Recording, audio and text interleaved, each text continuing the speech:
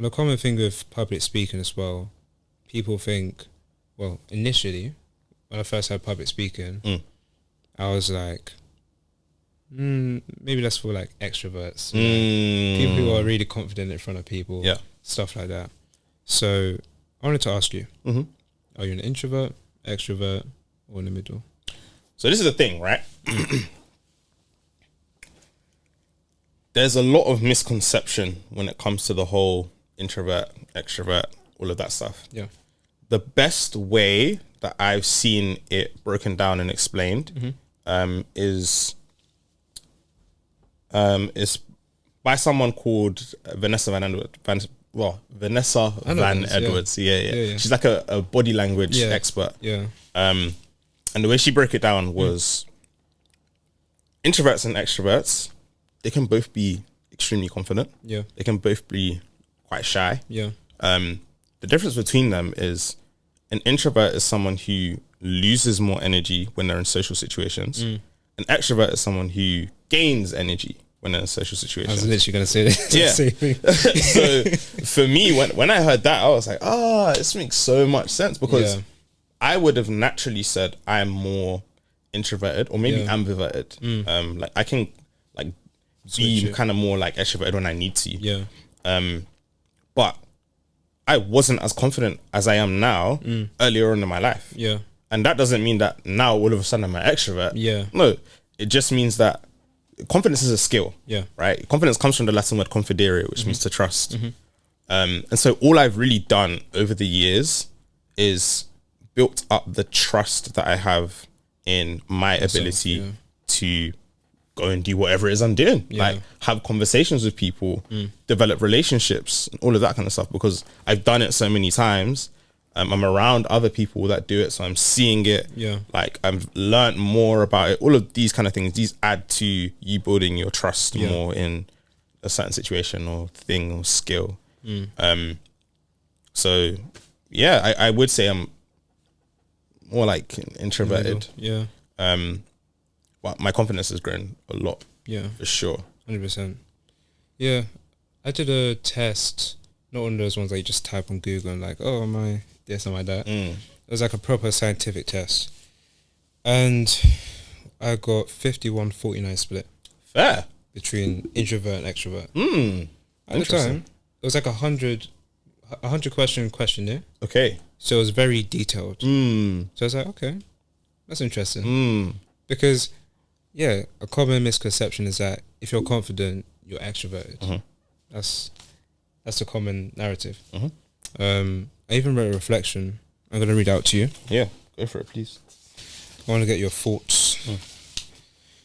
This is not something that I really thought about too much, but something that I found interesting, because there's this trend of labeling yourself to be something as a way to gain sympathy and feel good about yourself. That I think it's fear and avoidance at the same time. So I've got this reflection. Okay. I think a lot of people have a predisposition that being an introvert comes with the challenge of expressing oneself, and mistakes a person who lacks social skills as the archetype of an introvert. Instead of it being an identity, it is situational, but by using it as a label, it becomes a self-fulfilling prophecy. That's something I observed. So yeah. It's true. I'm not gonna lie. I think especially when you don't know, this is the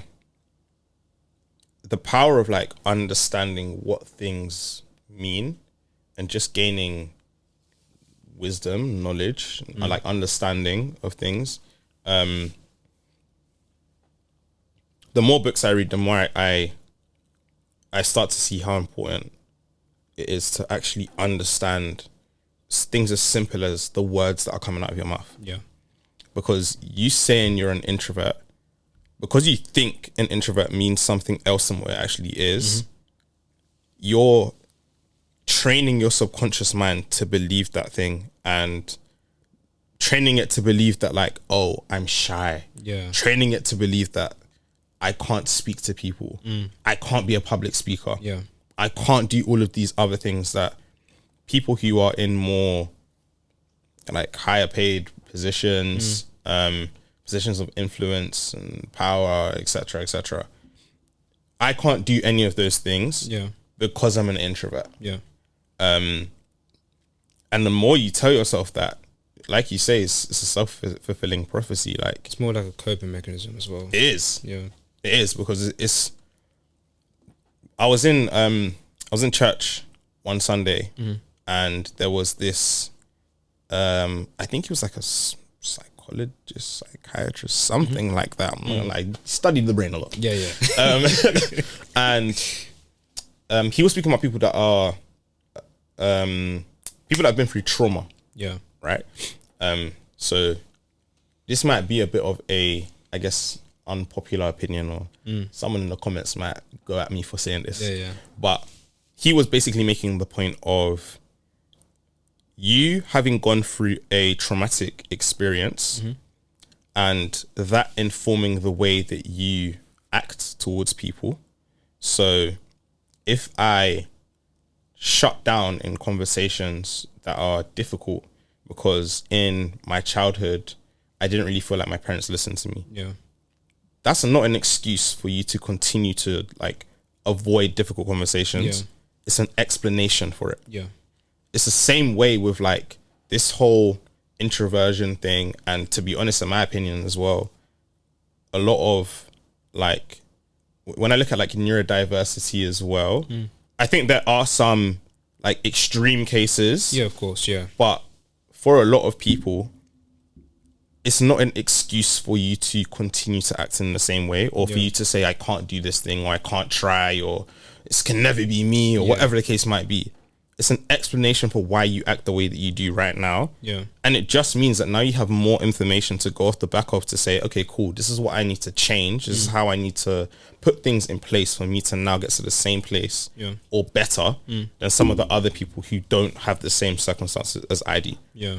But it also means that now I've got like something different to me, because in the same way that like I may not have as great social skills as someone else, Yeah. it means there's something else that I'm better at. Like it all balances out. It's not you're worse at this one thing and that just means you're worse than everyone else in the world. No. Like it balances itself out. So there's other things that you will be better at. You just need to discover what they are. Yeah. And so that was really powerful, and that's stuck with me to this day. Like it's not an excuse, it's an explanation. Self-improvement doesn't have to be boring, overly stoic, or rooted in toxic narratives. If you want more insights like the one shared in this clip, you can watch the full episode using the link in the description.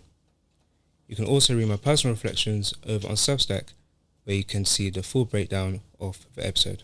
This clip was taken from this amazing episode on screen here. I hope that's correct. Watch it if you haven't already.